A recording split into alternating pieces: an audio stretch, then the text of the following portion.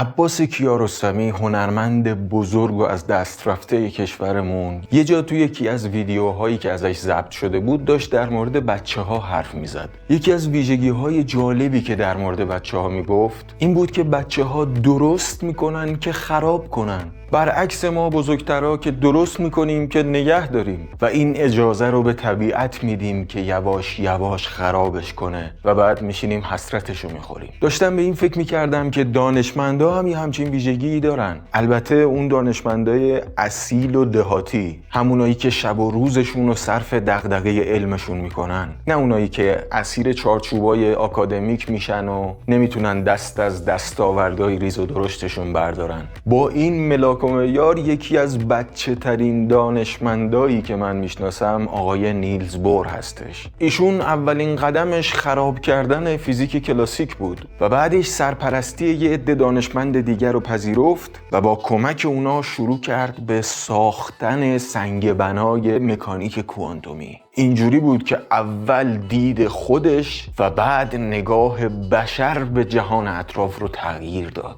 تازه توی مسیر بارها این خراب کردن‌ها و درست کردن‌ها رو تکرار کرد تا اینکه یه میراث ارزشمندی از خودش به جا گذاشت. توی این ویدیو می‌خوایم بگیم نظریه مهمش با چه چالش‌هایی مواجه شد، این چالش‌ها چه شکلی حل شدن و خود ایشون چه نقش مهمی توی حلشون داشت. پس با من همراه باشید.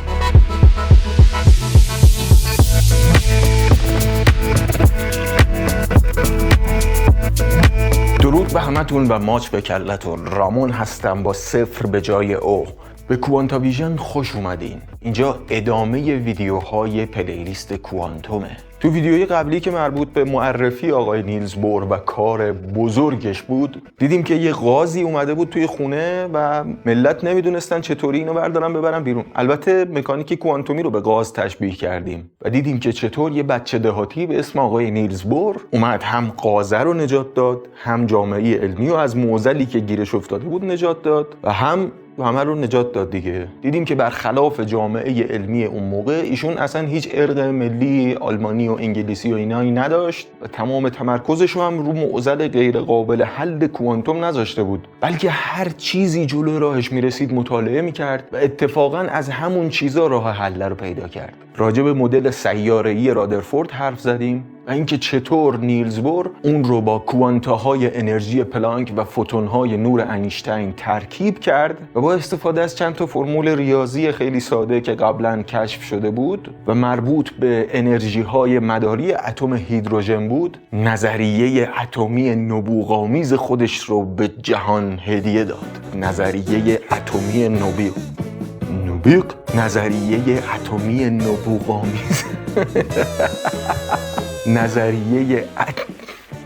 اما نظریه اتمی بور دقیقاً داشت چی میگفت؟ هسته‌ای که مثل خورشید در مرکز قرار گرفته و الکترون‌هایی که روی یک سری مدارهایی در حال گردش به دورش هستن. خب تا اینجاشو که قبلش هم میدونستیم، ولی چیزی که آقای بور به این داستان اضافه کرد این بود که این الکترون‌ها تنها روی یک سری مدارهای خاص یا همون مدارهای مانا یا پایدار میتونست قرار بگیره و این وسطان نمیتونست قرار بگیره و اگه میخواست بین اینا جابجا بشه باید کوانتاهای انرژی یا فوتونهای نوری از خودش ساطع میکرد یا دریافت میکرد. اگه دریافت میکرد میتونست بره به سطوح انرژی بالاتر و اگه ساطع میکرد میتونست برگرده به سطوح انرژی پایینتر. ما چرا میگیم مکانیک کوانتومی یه چیز جدید و عجیب غریبی به فهم بشر و فلسفه فکری بشر اضافه کرد؟ اساسش همینجاست. این که ما میگیم الکترون این وسطا نمیتونه حضور داشته باشه ولی بین این دوتا مدار میتونه حرکت کنه، یعنی چی؟ یعنی یهو از اینجا غیب میشه و اینجا ظاهر میشه؟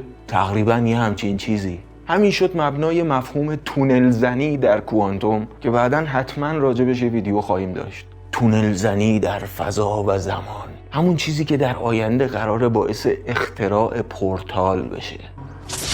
There she is. All right, come on, Morty, let's go. Oh, jeez.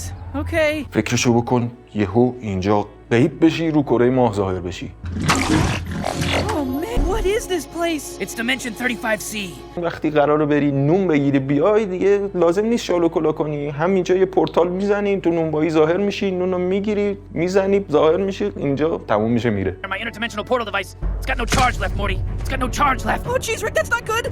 ولی مدل اتمی بور به زودی با یه سری چالش هایی مواجه شد.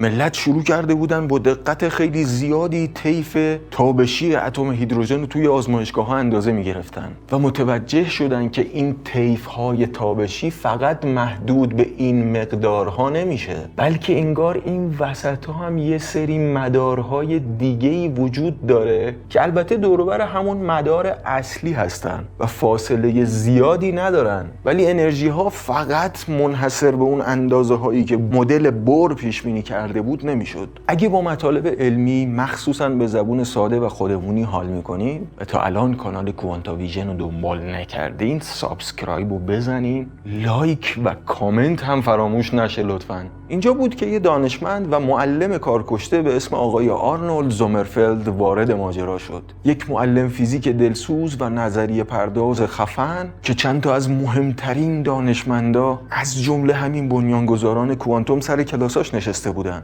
ایشون اومد گفت که لازم نیست خودمون رو محدود کنیم به حرکات دایره‌ای. ممکنه این وسطا یه سری از الکترون‌ها حرکت‌های بیضوی طور بزنن. بعدش اومد محاسبات مربوط به این نوع حرکت جدید رو انجام داد و دقیقاً همون مقادیری که داشت توی آزمایش‌ها دیده میشد رو به دست آورد. یعنی یه جورایی نظریه اتمی بور رو تعمیم داد. خب آقای بور اومده بود واسه این مدارها یک عددی تعریف کرده بود به اسم عدد کوانتومی n که خب برای مدار اول مساوی 1 بود، برای مدار دوم 2، 3 و به ترتیب الی آخر. چیزی که آقای زومرفلد مطرح کرد منجر شد به عدد کوانتومی دوم که اونو با k نشون دادن و اون هم دقیقاً مثل n با همون ثابت پلانک کوانتیزه میشد. یعنی چی؟ یعنی فقط یه مقادیر خاصی رو در بر میگرفت. یعنی بازم الکترون ها مجاز نبودن که هر جایی دلشون میخواد حرکت بیضوی بزنن و فقط توی یه سری مدارهای خاصی میتونستن حرکت کنن. ولی ماجرا به همینجا هم ختم نشد. یه دانشمندی به اسم آقای زیمان کشف کرد که اگر اتم ها رو توی میدان مغناطیسی قرار بدیم یه سری خطوط طیفی دیگه هم ظاهر میشن.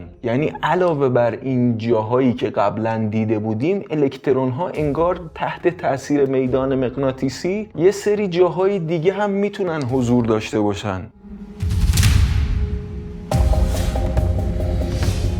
بازم اینجا همون معلم کارکشته به داد نظریه اتمی رسید. آقای زومرفلد تحقیقاتش رو عمیق‌تر کرد و به این نتیجه رسید که وقتی الکترون ها تو میدان قرار میگیرن میتونن طبق محاسبات موقعیت‌های مداری بیشتری رو با انرژی‌های مجاز اشغال کنن و اینجا بحث جهت مطرح شد.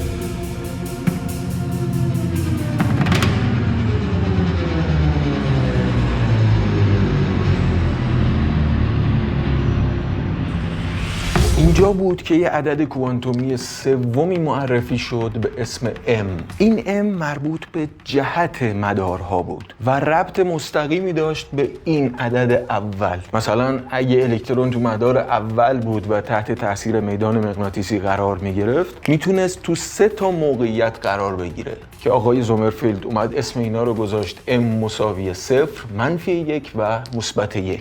به همین ترتیب اگه تو مدار دوم قرار می گرفت امش میتونست از -2 تا -2 تغییر کنه، تو مدار سوم از -3 تا -3 و به همین ترتیب. بنابراین اثر زیمان هم به این ترتیب توجیه شد. خود نیلز بور که از این کارا خیلی ذوق زده شده بود یه نامه به آقای زومرفلد نوشت و گفت یادم نمیاد تا حالا از چیزی انقدر کیف کرده باشم. دم شما گرم استاد. خب دیگه حالا خیال دانشمندا راحت شده بود که هر حالت گسسته ای از طیف انرژی رو میتونن با مجموعه‌ای ناپیوسته از 3 تا عدد n، k و m معرفی و توجیه کنن و گذار الکترون بین حالتهای مختلف با معرفی این 3 تا عدد خیلی خوب داشت جواب میداد تا اینکه یه اتفاق دیگه افتاد. توی این ویدیو از همین مجموعه پلیلیست کوانتوم تا یه حدودی با خلقیات آقای نیلز بور و از اون مهمتر با نظریه اتمیش به طور کامل آشنا شدیم. اگه ندیدین به نظرم ببینین. خب همه چی داشت خیلی خوش و خرم با معرفی این اعداد کوانتومی پیش میرفت تا اینکه دانشمندا باز دوباره یه سری طیفای جدیدی کشف کردن. اینجاست که اون روحیه کودکانه که اول ویدیو گفتم به کار دانشمندا میاد. یه آدمی مثل نیلز بور با اینکه نظریه‌اش فوق‌العاده زیبا بود و یه پارادایم شیفتی در فهم انسان از طبیعت بود، وقتی که مدام با چالش‌های جدید مواجه میشد ازشون استقبال میکرد. فهم قبلی خودش رو هرچند زیبا و خوش ساختار فرو میریخت و به چیزهای جدیدی که میومدن آغوش باز نشون میداد. همون آقای زیمان تو ادامه آزمایشاتش با قرار دادن اتم‌ها تو میدان مغناطیسی متوجه شد که یه سری خطوط مجاز دیگه هم وجود دارن که با هیچ کدوم از این سه تا عدد توجیه نمیشن و چون تا مدت‌ها هیچ کس نفهمید دلیل اینا چیه و نتونستن توجیهی براش بیارن، این کشف معروف شد به اثر ناهنجار زیمان، چیزی که باعث دردسر کلی از دانشمندا شد، مخصوصاً یکی از اون جووناشون به اسم ولفگانگ پاولی که تا مدت‌ها با فکر به این اثر ناهنجار شبا خوابش نمی برد. ببینید تا کجا. من قراره توی ویدیوی بعدی این پلیلیست راجع به آقای پاولی و کشف بزرگی که توی همین زمینه انجام داد صحبت کنم. جوون 24 ساله‌ای که آلبرت اینشتین بزرگ ستایشش کرده بود. این ویدیو رو از دست ندید. اگه به هر دلیلی تا الان کانال رو سابسکرایب نکردید، لطفاً همین الان زحمتش رو بکشید. البته در صورتی که از محتوای علمی و نوع اجرای من خوشتون میاد. با معرفی مدل سیاره‌ای اتم یه شباهت خیلی عجیب و جالبی بین ابعاد کوچیک طبیعت و ابعاد کیهانی خودشون نشون داده بود. قبلا توی قرون وسطا نیکولاس کوپرنیک و گالیله متوجه شده بودند که برخلاف باور عامه خورشید در مرکزه و سیارات دارن دورش میچرخن و از یه پارامتری به اسم اندازه حرکت زاویه‌ای استفاده کرده بودن تا اینو فرمولیزه کنن. یه ویدیو دارم که به طور مفصل به این بحث پرداخته. یه جورایی همون کار رو نیلز بور برای مدل اتمیش انجام داد و با استفاده از همون اندازه حرکت زاویه‌ای و البته به کارگیری مفهوم کوانتای انرژی پلانک حرکت الکترون‌ها به دور هسته اتم رو فرمول بندی کرد. توی همون قرون وسطا یوهانس کپلر، یکی دیگه از فیزیکدانای بزرگ اون موقع، انحراف و حرکت مریخ نسبت به اون مدارهای دایره‌ای رو کشف کرد و یه نوع حرکت بیضی مانند رو فرمولیزه کرد. و حالا دقیقاً دوباره همون اتفاق الان اینجا افتاد. یعنی آقای زومرفلد یه سری حرکت‌های بیضوی رو برای الکترون‌ها کشف کرد. طبیعت داره با تکرار خودش تو ابعاد مختلف سرنخ‌های جالبی بهمون میده. حواسمون هست یا نه؟ و این هم یه قدم دیگه است در راستای کشف همون شبیه سازی که از اول کار این کانال دنبالشیم. لطفاً برام کامنت بذارید، انتقادات و پیشنهاداتتون رو بهم بگید، چون خیلی بهم در ادامه مسیر کمک میکنه.